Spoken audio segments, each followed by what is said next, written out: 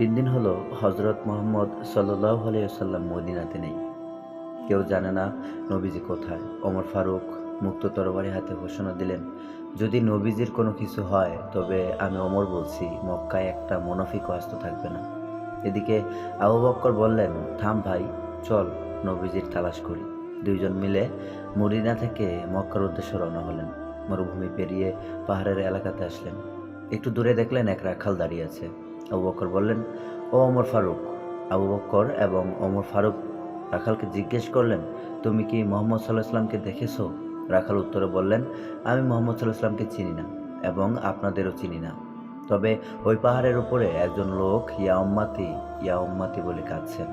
আবু বকর ও ওমর ফারুক বুঝতে বাকি ছিল না ওই লোক আর কেউ না, দয়াল নবীজি হযরত মুহাম্মদ সাল্লাল্লাহু আলাইহি ওয়াসাল্লাম।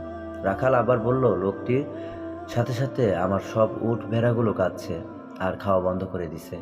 আপনারা ওনাকে নিয়ে যান, তা না হলে আমার সব উট ভেড়াগুলো কাঁদতে কাঁদতে মরে যাবে। আবু বকর ও ওমর ফারুক পাহাড়ে গিয়ে দেখলেন দয়াল নবীজি সেজদারত অবস্থায় ইয়া উম্মতি বলে কাঁদছেন। নবীজির কষ্টে আবু বকর বললেন, ইয়া রাসূল, আমি আবু বকর ইসলাম গ্রহণ করার পর থেকে যত আমল করেছি সব আপনার উম্মতকে দিয়ে দিলাম। আপনি দয়া করে মাথা ওঠান। নবীজি মাথা ওঠায় না। এবার ওমর ফারুক বললেন, ইয়া রাসূল, আমি ওমর যে আপনার মাথা নিতে গিয়ে নিজের মাথা দিয়ে এসেছি, আপনার উম্মতের জন্য সব আমল দিয়ে দিলাম। নবীজি মাথা ওঠায় না। আবু বকর বললেন, ওমর, কাজ হবে না, রাসূলকে একমাত্র ফাতেমাই শান্ত করতে পারবে। তারা দুইজন মিলে মদিনার দিকে ছুটছেন। পথে হযরত আলী এর সাথে দেখা।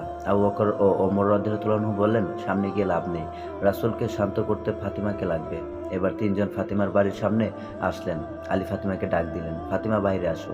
স্বামীর চেহারা দেখে বললেন, আপনাকে এমন দেখাচ্ছে কেন? তবে কি মক্কায় মুনাফিকরা আমার আব্বাজানকে মেরে ফেলেছে? হযরত আলী বললেন, তুমি তাড়াতাড়ি চলো, নবীজির ইয়া উম্মতি বলে কাঁদছেন, মাথা উঠাচ্ছেন না। ফাতেমা দৌড়ে গেলেন নবীজির কাছে, গিয়ে বলছেন, আব্বাজান, আপনি সফরে যাবার আগে এবং সফর থেকে ফিরে প্রথমে আমাকে দেখতেন, আমার সাথে কথা বলতেন, কিন্তু আজ 3 দিন হলো আপনার কোনো খোঁজ নেই। আপনি কি আমাকে ভুলে গেছেন? নবীজি তাও মাথা উঠায়। ফাতেমা বললেন, আব্বাজান, আমি আপনার ফাতেমার সব নেকি আপনার উম্মতকে দিয়ে দিলাম। নবীজি মাথা উঠায় না। নবীজির দুই পাশে হাসান হুসাইন দাঁড়িয়ে বলতেছেন, নানাজান উঠেন, নানাজান উঠেন। নবীজি মাথা ওঠায় না। হঠাৎ ফাতেমা বললেন, আব্বাজান, আপনি উঠেন, আমি আপনার উম্মতের জন্য আমি হাসান হুসাইনকে কুরবানি করে দিলাম। আল্লাহু আকবার, আল্লাহু আকবার, আল্লাহু আকবার।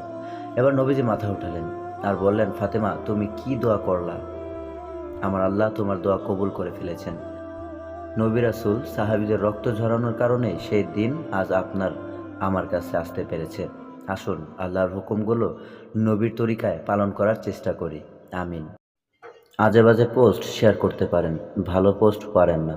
এটা শেয়ার করুন, অন্যদের দেখার সুযোগ দিন। দিনের পথে সবাইকে দাওয়াত দিন।